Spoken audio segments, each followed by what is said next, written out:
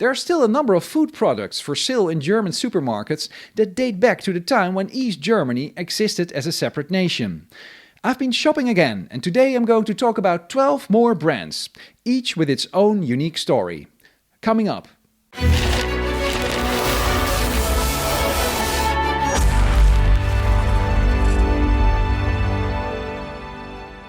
Hi and welcome to another East Germany Investigated video.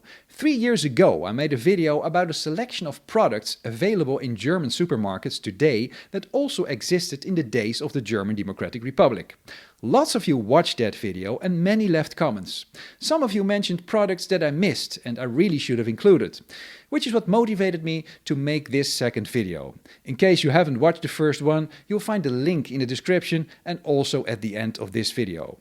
Some viewers also correctly pointed out that not all of the products could be described as typically East German, as some date back long before Germany was divided. It might be more accurate to say that typical GDR products are those invented during the country's existence.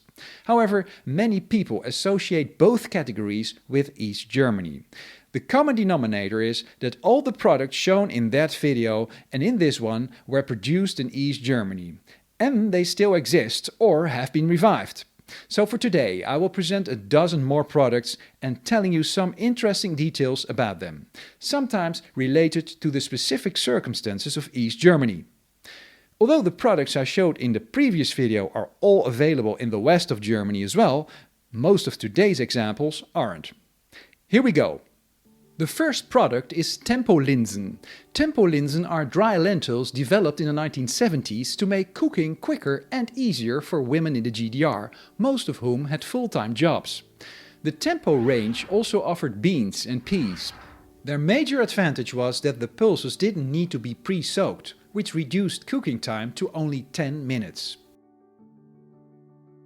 Beer consumption in the GDR was relatively high. However, the quality of beer was not the best. Scarcity of materials was a permanent feature of the economy, and this often forced the local breweries to come up with cheaper alternatives that sadly had less flavor, were watery or even smelled strange. Nevertheless, some brands managed to produce good quality products and survive the transition to the market economy. We have a number of them on the list today. Werder beer long existed before the GDR was founded. In fact, as the brewery's website states, 56 years before Columbus discovered America. Or if you just read the label, since 1436. When the German Democratic Republic was set up in 1949, the Werder breweries were owned by two families, the Günnel and the Mendel families. In the period after the Second World War, private business owners in the East were expropriated, and that included the two families. In the GDR, Werder was not available everywhere and was mostly sold under the counter, but you could have a Werder at the Palast der Republik. The beer is said to have been the favorite of Erich Honecker.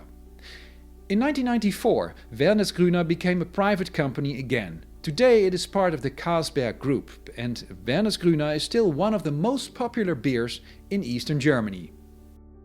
Köstritzer beer is originally a Schwarzbier, a dark lager that gets its color from the dark malt or roast malt. The bottle I have here is their Kellerbier, an unfiltered, naturally cloudy lager. It's one of the other two Köstritzer varieties currently available. This brewery too is centuries old. Goes right back to 1543. In 1948, this brewery became a Volkseigener Betrieb, a state-owned enterprise as well. It's now owned by the Bitburger Group, and it's the market leader in so-called bottom-fermented beers, one of which is this Kellerbier. Im Nu means in an instant, and sure enough, with 3 teaspoons of this powder and some hot water, you can make instant coffee. Sort of. It isn't real coffee, as the actual ingredients are barley, rye and barley malt. In the GDR, real coffee was scarce and also really expensive, so a number of alternatives were created to meet the demand. In 1990, when everyone in East Germany suddenly gained access to real coffee, the demand for Im Nu vanished. In an instant. But around 20 years ago, the product made a comeback and now is a popular, healthy, caffeine-free alternative to coffee. Now for Werder tomato ketchup. Although the company Werder goes back to 1873, its tomato ketchup was introduced more recently than that, in 1958. The name comes from Werder, which is a town in Brandenburg.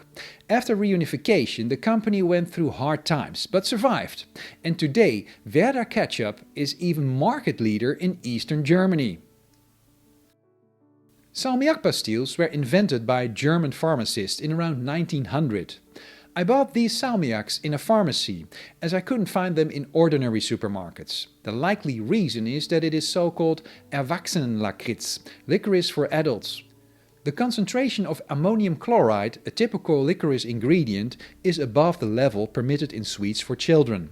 Although this kind of licorice sweet exists in other countries as well, these pastilles were the ones available in the GDR, and the little tin still has the same design. Time for some chocolate now. Knusperflocken and Bambina from Zetti. The quantity and quality of chocolate in the GDR depended on the availability of raw cocoa. The country was always short of hard currency and often couldn't afford to buy it on the international market. Zetti Knusperflocken have existed for just over 50 years. These crunchy flakes are pieces of crisp bread coated in chocolate. Production was stopped in the early 1990s, but by 1995 the flakes were back in the Zetti range. Zetti Bambina, a crispy wafer covered in smooth chocolate, dates back to the 1950s. It too disappeared from the shelves shortly after reunification, but it was reintroduced in 1998. Today, Bambina comes in 6 flavors. The Zetti company also makes the Schlager Süßtafel, a chocolate bar that was also on sale in the GDR, though at the time it was produced by another company. In those days, the Schlager Süßtafel contained only 7% cocoa, so it was a substitute for chocolate, and it was padded out with cheaper ingredients such as hazelnuts and ground peas, which gave it a strange taste. Pfeffi pfefferminz bonbons are small peppermints first manufactured in Magdeburg in 1954. 6 years later the production moved to Leipzig, and in 1970 lemon and raspberry flavors were added to the range. They resemble past sweets, though the ones here in my hand don't come in the clever dispensers. In 1989 production reached a record 1,660 tons. Pfeffi bonbons didn't survive the collapse of the GDR and the factory closed down in 1992. However, the former plant manager Wilfried Opitz managed to restart production in partnership with the Bavarian confectionery company Pitt. Since 2000, Pfeffi has been back on the supermarket shelves. This product is also known as Pfeffi, but it's very different. Nordbrand Nordhausen Pfefferminzlikör is a peppermint liquor with an alcohol content of 18%. Originally, it was a lot stronger, over 30%. It's now especially popular among younger people. By the way, the green color doesn't come from peppermint, but from the artificial coloring they put in it. Now for 2 more beers, Lübzer and Radeberger. Lübzer beer dates back to 1877, as it says on the can, and it comes from the town of Lübz in Mecklenburg-Vorpommern, in the north of Germany.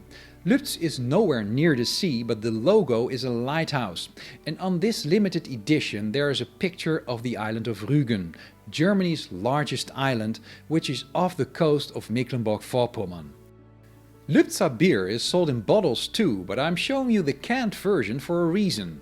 In the GDR, Lübzer had the only factory in the country with a canning machine.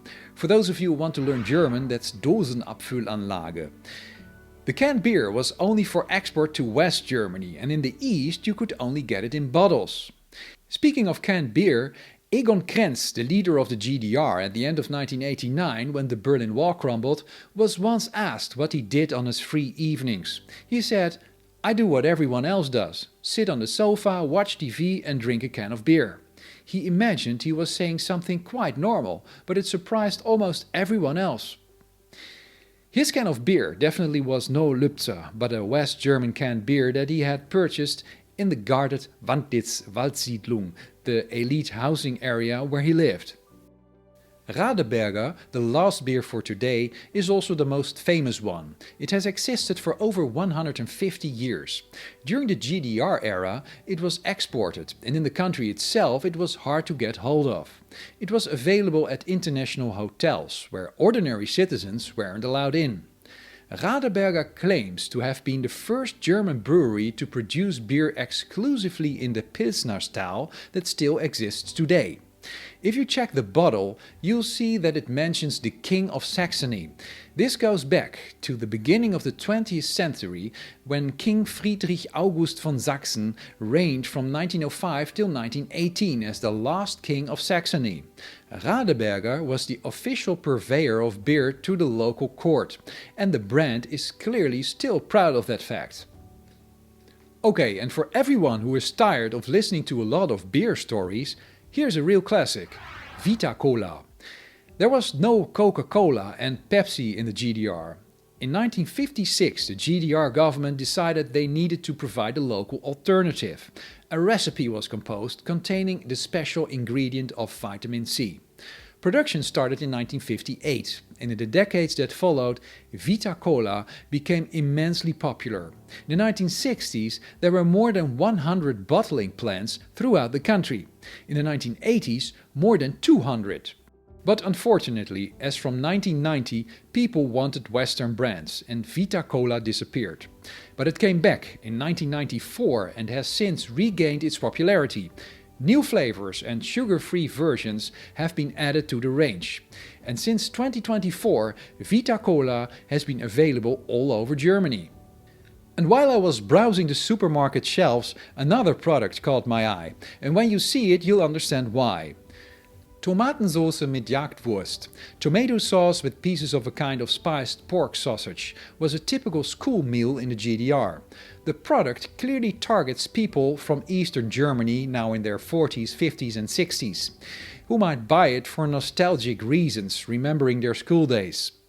Obviously, you won't find this can in West German shops. Looking at the company's website, I see that they also make other traditional dishes like goulash and solyanka, a Russian soup, both of which were also served for lunch in GDR schools. And this completes the list of today's products. What are your memories? Feel free to share them in the comments. And I'm sure that there are still more old East German products in today's supermarkets that I haven't mentioned. Say which ones and why they're special to you. Thanks for watching.